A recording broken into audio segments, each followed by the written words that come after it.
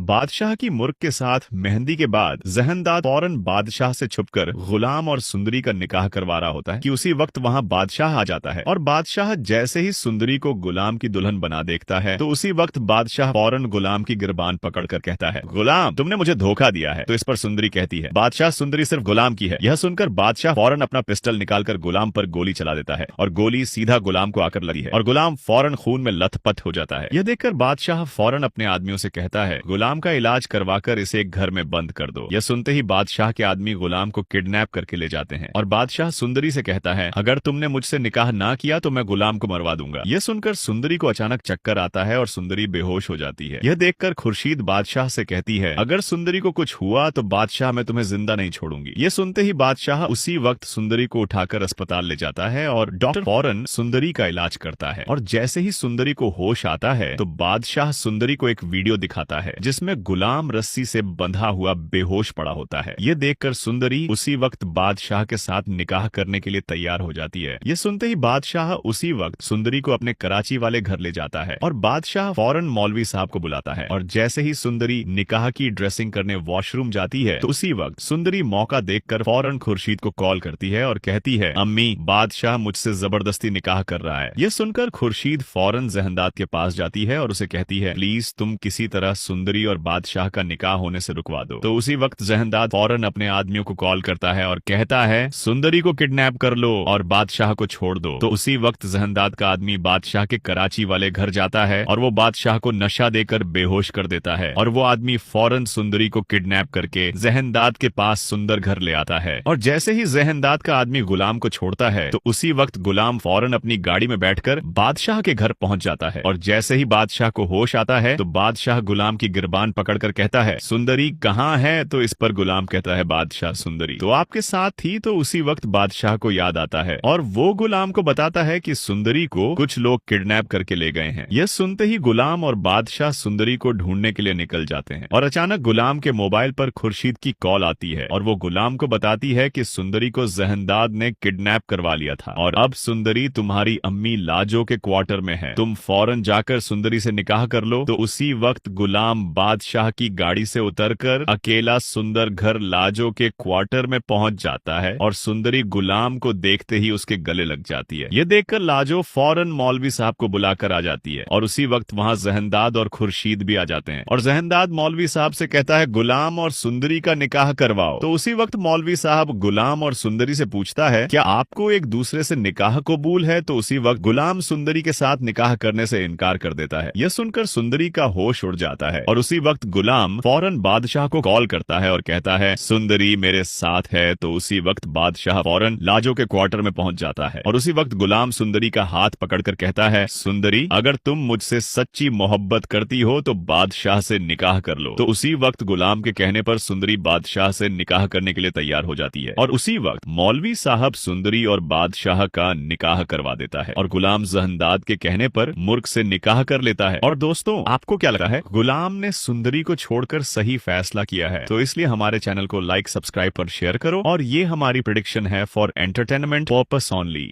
जब सुंदरी बादशाह से शादी के लिए राजी नहीं होती तो इस पर बादशाह गुस्से में गुलाम को किडनैप करवा लेता है और सुंदरी से कहता है, मैंने गुलाम को किडनैप करवा लिया है और अगर तुमने मुझसे शादी ना की तो मैं उसे जान से मार दूंगा। इस पर सुंदरी बहुत डर जाती है और बादशाह से कहती है, तुम गुलाम को कुछ मत कहो, मैं तुमसे शादी करने के लिए तैयार हूँ। इस पर बादशाह सुंदरी को बाहर ले आता है और अपने साथ स्टेज पर बिठाता है और मौलवी साहब से कहता है, मेरा और सुंदरी का निकाह पढ़वाएं। इस पर मौलवी साहब बादशाह से पूछते हैं, क्या तुम्हें यह निकाह कबूल है? इस पर बादशाह खुशी से हाँ कह देता है। मगर जब मौलवी साहब सुंदरी से निकाह का पूछते हैं तभी सुंदरी बेहोश हो जाती है। इस पर बादशाह परेशान होकर सुंदरी को हॉस्पिटल ले जाता है। हॉस्पिटल में डॉक्टर बादशाह को बताते हैं सुंदरी को बहुत स्ट्रेस दिया गया है जिसकी वजह से वह बेहोश हुई। इस पर बादशाह सुंदरी को अपने पुराने फार्म हाउस में ले जाकर कैद कर देता है। यहाँ कुर्बान अली को पहले ही बादशाह पर बहुत गुस्सा होता है और जब उसे पता चलता है कि बादशाह ने उस लड़की को जबरदस्ती कैद कर लिया है तो वह अपने बंदों से कहकर सुंदरी को जान से मारने का कहता है। यहाँ बादशाह अपने जरूरी काम से कहीं चला जाता है और तभी मुर्ग उस फार्म हाउस जाती है जहाँ सुंदरी कैद होती है। सुंदरी मुर्ग को देखकर परेशान हो जाती है लेकिन मुर्ग फार्म हाउस की नौकरानी से कहकर सुंदरी को आजाद करवा देती है। यहाँ गुलाम किसी गोदाम में रस्सियों से बंधा होता है और उसके पास बादशाह के आदमी सो रहे होते हैं। इस पर गुलाम मौके का फायदा उठाकर रस्सियां खोलता है और चुप कर वहां से भाग जाता है। रास्ते में गुलाम को सुंदरी मिल जाती है और सुंदरी गुलाम को देखकर उसे सीने से लगा लेती है। फिर गुलाम सुंदरी को लेकर किसी पुराने गांव में चला जाता है। इधर जब रात में बादशाह फार्म हाउस में आता है और उसे सुंदरी नहीं दिखती तो वह बहुत परेशान हो जाता है और फौरन सुंदरी को ढूंढने निकलता है। फिर बादशाह जावेद से कहकर सुंदरी की लोकेशन ट्रेस करवाने का बोलता है। इधर जावेद सुंदरी की लोकेशन ट्रेस करवाकर बादशाह को बताता है कि सुंदरी इस वक्त सुंदरगढ़ के पुराने गांव में है। इस पर बादशाह फौरन सुंदरी के पास पहुंच जाता है और वहां जाकर बादशाह सुंदरी को गुलाम के साथ देखता है। इस पर बादशाह को बहुत गुस्सा आ जाता है और वह अपनी जेब से पिस्टल निकालकर गुलाम के सर पर रख लेता है, मगर इस पर गुलाम भी अपनी पिस्टल बादशाह के माथे पर रख लेता है। यह देखकर सुंदरी बहुत डर जाती है और बादशाह से कहती है, गुलाम को माफ कर दो, आप जैसा कहेंगे मैं वैसा ही करूंगी। इस पर बादशाह अपने बंदों से कहकर दोबारा गुलाम को किसी पुरानी कोठरी में कैद करवा देता है और सुंदरी को अपनी कार में बिठाकर दोबारा फार्म हाउस ले जाने लगता है। लेकिन तभी कुर्बान अली के बंदे वहां पहुंच जाते हैं और सुंदरी को बादशाह के साथ देखकर सुंदरी पर गोली चला देते हैं। लेकिन बादशाह जैसे ही गोली का निशाना सुंदरी पर देखता है तो फौरन सुंदरी के सामने आ जाता है और गोली सीधा बादशाह के कंधे पर लग जाती है। इस पर सुंदरी बहुत डर जाती है और जावेद फौरन बादशाह को हॉस्पिटल ले जाता है। तभी यह खबर जहांदाद को मिलती है तो जहांदाद साहिब जान को लेकर फौरन हॉस्पिटल पहुंचता है। चेकअप के बाद डॉक्टर जहांदाद को बताते हैं कि बादशाह का खून बहुत बह चुका है और उसे फौरन ओ नेगेटिव ब्लड की जरूरत है। इस पर सुंदरी आगे बढ़ती है और कहती है, बादशाह ने मुझ पर चलने वाली गोली अपने सीने पर खाई है, इसलिए अब मैं उसे अपना ब्लड दूंगी। और खुशकिस्मती से सुंदरी का ब्लड ग्रुप बादशाह से मैच हो जाता है और डॉक्टर सुंदरी से खून की बोतल लेकर बादशाह को लगा देते हैं। इधर पुलिस इन्वेस्टिगेशन करती है तो उन्हें पता चलता है कि बादशाह पर हमला कुर्बान अली ने करवाया। इस पर कोर्ट कुर्बान अली को उम्र कैद की सजा सुना देती है। यहाँ हॉस्पिटल में बादशाह को होश आ जाता है और जब उसे पता चलता है कि सुंदरी ने अपना खून देकर उसकी जान बचाई है तो इस पर बादशाह बहुत खुश हो जाता है। दोस्तों, सुंदरी की शादी गुलाम से होनी चाहिए या बादशाह से? अपनी कीमती राय कमेंट सेक्शन में जरूर दें और अगर आप सुंदरी की शादी बादशाह के साथ देखना चाहते हैं तो हमारे चैनल को सब्सक्राइब जरूर करें। This video is for educational and entertainment purpose only.